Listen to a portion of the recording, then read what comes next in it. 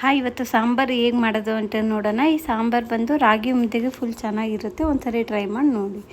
So ಇವಾಗ ದಾಲ್ನ ತೊಳೆದಿಟ್ಕೊಳ್ಳಿ. ಆಮೇಲೆ 2 carrot, 1 ಆಲೂಗಡ್ಡೆ, 2 ಆನಿಯನ್ ಹಾಕ್ಕೊಳ್ಳಿ.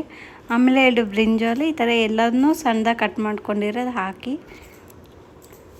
ಅದೆಲ್ಲ ಹಾಕಿದ್ಮೇಲೆ 3 ಗ್ಲಾಸಸ್ ಆಫ್ ವಾಟರ್ ಹಾಕಿ, ಉಪ್ಪು ಇವಾಗೆ ಹಾಕೋಬೇಡಿ, ಲಾಸ್ಟಲ್ಲಿ ಹಾಕೊಳ್ಳೋಣ ಕುದಿಬೇಕಾದ್ರೆ, ಇಲ್ಲ ಬೇಳೆ ಕುದಿಯಲ್ಲ. ಮತ್ತು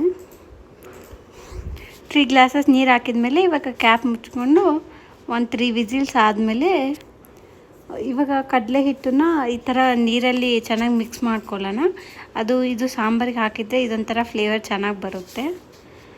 ಈ ಥರ ನೋಡ್ತಿರ್ಬೋದಲ್ಲ, ಎಲ್ಲ ಚೆನ್ನಾಗಿ ಮಿಕ್ಸ್ ಮಾಡಿಕೊಂಡು ಆಮೇಲೆ ಅದು ಲಿಡ್ ಓಪನ್ ಮಾಡಿದ್ಮೇಲೆ ಈ ಥರ ಕುದಿ ಬಿಟ್ಮೇಲೆ ಅದನ್ನು ಹಿಟ್ಟನ್ನು ಹಾಕಿ, ಆಮೇಲೆ ಸ್ವಲ್ಪ ಅರಿಶಿನ ಪುಡಿ, ಆಮೇಲೆ 3 ಖಾರ ಪುಡಿ, ಆಮೇಲೆ 3 ಟೇಬಲ್ ಸ್ಪೂನ್ ಸಾಂಬಾರು ಪುಡಿ. ಇಲ್ಲಿ ನಾನು MTS ಸಾಂಬಾರು ಪುಡಿ ಹಾಕ್ಕೊತಿದ್ದೀನಿ. ಎಲ್ಲ ಹಾಕಿದ್ಮೇಲೆ ಈ ಥರ ಚೆನ್ನಾಗಿ ಮಿಕ್ಸ್ ಮಾಡ್ಕೊಂಡ್ಮೇಲೆ ಲಾಸ್ಟಲ್ಲಿ ನೋಡ್ಬೋದು ಈ ಥರ ಫುಲ್ ಕಲರ್ ಚೇಂಜ್ ಆಗುತ್ತೆ. ಆಮೇಲೆ ಸ್ವಲ್ಪ ಕೊತ್ತಂಬರಿ ಹಾಕ್ಕೊಂಡು ಈ ಥರ ಚೆನ್ನಾಗಿ ಮಿಕ್ಸ್ ಮಾಡ್ಕೊಳ್ಳಿ. Thanks for watching.